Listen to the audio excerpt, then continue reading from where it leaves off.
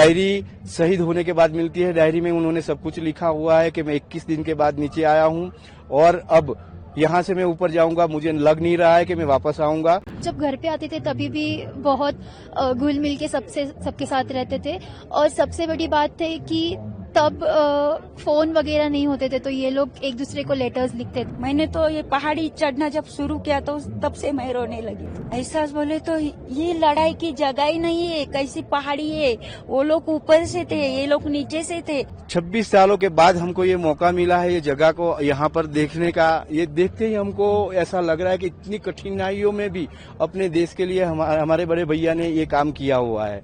अपने देश के लिए अपना प्राणों की आहुति दी है, परिवार की चिंता किए बगैर बेझक होके उन्होंने अपने जान की आहुति दे दी है।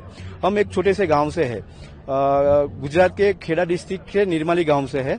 वो गांव छोटा सा गांव है, उसमें ना टेलीफोन है ना टीवी था उस दौरान, लेकिन हमको होम टाउन से पता चला था कि कारगिल में वॉर हुआ है। तो उस दौरान हम लोग वहाँ पत्र लिख के भाई को पूछते हैं कि भैया यहाँ पर वॉर हुआ है कारगिल में, तो आप ठीक ठाक तो हो ना, कि आपको कुछ दिक्कत तो नहीं है ना। मेरी मम्मी पापा बहुत टेंशन करते थे, घर में बहुत ही लाडक वाले थे भाई, बड़े भैया थे।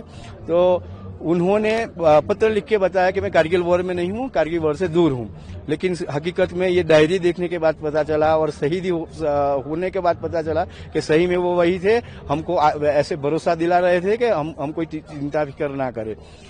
दिनेश भाई चार्ली कंपनी में थे, 12 महार रेजिमेंट में थे और उनको एक डायरी लिखने का शौक था। जो ये डायरी उन्होंने अपनी रोजिंदा दिन के जो वो होता है, जो एक्टिविटी करते हैं रोजिंदा, वो पूरी उनमें रात को लिखते थे। वो डायरी लिखी हुई है, उनमें डायरी लिखने का उनको शौक था। उनमें 1996 में भर्ती में हुए थे। वो टीचर थे, टीचर की जॉब छोड़ के इसमें भर्ती हुए थे और पहली पोस्टिंग उनकी कारगिल में थी।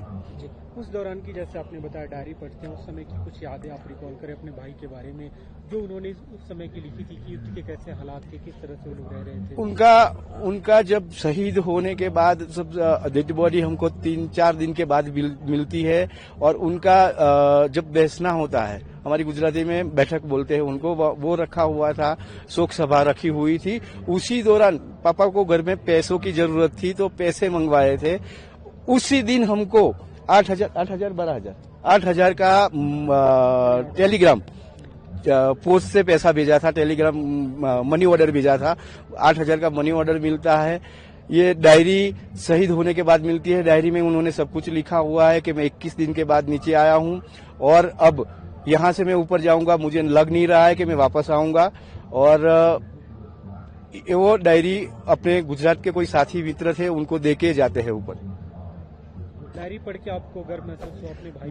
डायरी पढ़ के हमको गर्व भी महसूस हो रहा था और हमको ये भी फील हुआ कि कितनी कठिनाइयों में उन्होंने देश के लिए अपने प्राण की आहुति दी है। कितनी मतलब उनको पीने का पानी भी पूरा बर्फ था, ऊपर चढ़ना था, संभाल के चढ़ना था। ऊपर से अगर वो घुस फेटियो, कुछ पत्थर भी फेंकते हैं या बर्फ का टुकड़ा भी फेंकते हैं तो पहाड़ जैसा उनके आके गिरता। वही सिचुएशन में रात को चलने का, दिन में छुप जाने का, वो पूरा सिचुएशन इसमें उन्होंने जो किया हुआ है वो सब लिखा हुआ है और प्राउड फील करते हैं कि हमको यहाँ आने का मौका मिला है। ये मेरी बेटी जब 9 मंथ की थी तो वो घर पे आए थे तो उनको पता चल गया था यहाँ पे कुछ होने वाला है, लेकिन उन्होंने हमें पूरा बताया नहीं था। खाली हमें मुझे जाना है, मेरा वहाँ से बुलावा आया, इतना ही बताया था उन्होंने। और 2.5 साल से वो लोग यहीं पे थे और उनका ट्रांसफर होने वाला था, लेकिन जब कारगिल शुरू हुआ तो पूरा यूनिट यहीं पे रुक गया था। आपकी बेटी, आपने बताया 9 महीने की थी, तब बेटी को कैसे आप बताती हैं उनके पिता के बारे में, कितने मुझे लगता है उनको बताना, क्योंकि वो भी एक वीरों की बेटी है, उनको बताना जरूरी नहीं पड़ा हम लोगों को। क्योंकि जब हम कुछ प्रोग्राम करते हैं, घर पे होता है प्रोग्राम, बाहर प्रोग्राम होता है, उनमें से वो लोग समझ गए कि अपने पापा क्या थे, कैसे थे और डेली हमारा कैसा जीवन रहता है, उसमें से वो लोग समझ गए। और ज्यादा कुछ बताने की तो मेरे बेटे को तो नहीं जरूरत पड़ी मुझे। अभी आप उस जगह पे हैं जहाँ पे युद्ध हुआ था, जहाँ पे आपके पति शहीद हुए, यहाँ पर आकर क्या कुछ एहसास था? एहसास बोले तो ये लड़ाई की जगह ही नहीं है। कैसी पहाड़ी है, वो लोग ऊपर से थे, ये लोग नीचे से थे। कैसी लड़ाई लड़ी होंगी और कैसा जीवन काटा होगा, ये तो सोच के रोमांच खड़े हो जाते। मैंने तो ये पहाड़ी चढ़ना जब शुरू किया तो तब से मैं रोने लगी थी। मैंने तो हमेशा उनके बारे में सुना ही है, मम्मी से सुना है, उनकी मतलब मेरी दादी से सुना है, काफी लोगों से सुनती रहती हूँ, क्योंकि वो जब घर पे आते थे तभी भी बहुत घुल मिल के सबके साथ रहते थे। और सबसे बड़ी बात है कि तब फोन वगैरह नहीं होते थे, तो ये लोग एक दूसरे को लेटर्स लिखते थे। मतलब मेरी बुआ वगैरह, मम्मी, ये सब पापा को लेटर्स रखते थे। तो मेरे 18th बर्थडे पे मुझे मेरे बुआ ने सारे लेटर्स दिए थे और मैंने वो सारे पढ़े और उसमें से मैंने मेरे पापा को जान लिया था।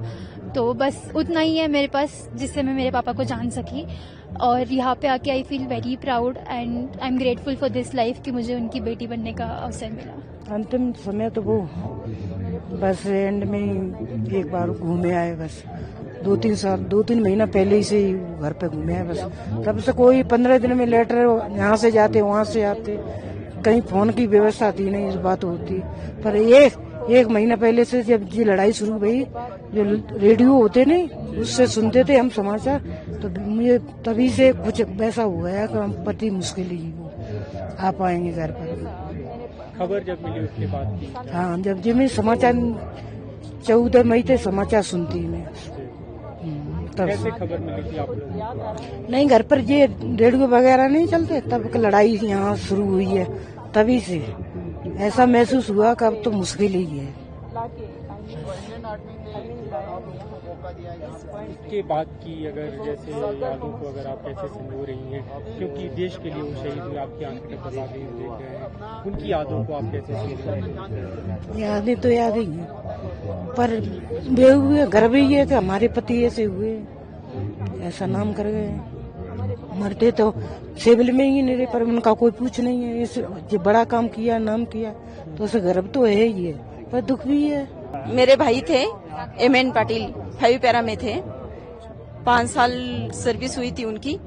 5 साल होने के बाद वो कारगिल युद्ध शुरू हुआ और वो शहीद हो गए। क्या कुछ यादें जुड़ी उनकी, आखिरी कोई बातचीत या कुछ यादें आप उनके साझा कर सकें युद्ध पे जाने से पहले या युद्ध के दौरान? युद्ध शुरू हुआ था ये तो पता ही नहीं था, लेकिन 4 अप्रैल में वो छुट्टी लेके यहाँ आया। 2 महीने की छुट्टी थी, तब मेरी एग्जाम शुरू थी। हमारे गांव में मेला चल रहा था, फिर भी वो उसी टाइम पे यहाँ पे आए, फिर वापस ही नहीं आए। कैसे खबर मिली आप लोगों को? पहले वो मोबाइल फोन वगैरह कुछ नहीं था, वो आर्मी से लेटर आया, उसी से पता चला। अभी वो आप उस जगह पे जहाँ पे आपके भाई लड़ते हुए शहीद हुए थे, इस जगह पे आकर क्या कुछ एहसास है आपके मन में? मुझे 26 साल हो गए, मुझे आज मौका मिला है यहाँ पे आने का, तो मुझे बहुत गर्व महसूस हो रहा है कि मेरे भाई ने यहाँ पे शहादत दी है। हमारा परिवार गर्वित है उन पर, और आर्मी वालों को मैं शुक्रिया करना चाहूंगी कि मुझे यहाँ बुलाया गया है। सतीश चंद्रा मेरे कजन थे। 18 जून 1999 में उन्होंने अंतिम सांस सुबह 5:30 पर आईडी माइन के साथ ली। आतंकवादियों ने, आतंकवादी नहीं कहूंगा मैं, पाकिस्तान की सेना ही बोलूंगा, उन्होंने टाइगर हिल की रैकी करने पर जब वो गए थे तो उन्होंने बिल्कुल टाइगर हिल की पत्थर के किनारे से माइन बिछा रखी थी और माइन ब्लास्ट हुई। एक साथ 7 जवान शहीद हुए थे उसमें, जिनमें से एक ही भी थे। ट्रक डैमेज नहीं हुआ और 7 जवानों ने एक साथ अपनी शहादत दी। उनके साथ कुछ आपकी यादें जुड़ी होगी पे आने से पहले, या कोई बातचीत हुई लास्ट समय में? यादें तो सर ऐसी जुड़ी थी कि पहले ये सब फोन के माध्यम नहीं हुआ करते थे, चिट्ठियां ही होती थी। तो 1 हफ्ते के बीच में चिट्ठियां आती थी, उन्हीं के सहारे परिवार को लगता था। जब युद्ध शुरू हुआ तो अंदर से काफी दुख भी महसूस हुआ, लेकिन युद्ध के बाद गर्व भी बहुत महसूस हुआ कि अगर हम अपने अपने में ही रहेंगे तो हमारा देश कैसे सुरक्षित होगा। तो इन जवानों की वजह से ही हमारा देश सुरक्षित है और आगे भी रहेगा। अभी ऑपरेशन सिंदूर में पाकिस्तान को नाको चना चबाए हमारे जवानों ने। अगर हमारी सरकार हमारे अफसरों को और जवानों को खुली छूट दे दे तो घर में घुस के मारेंगे और खाने भी नहीं देंगे।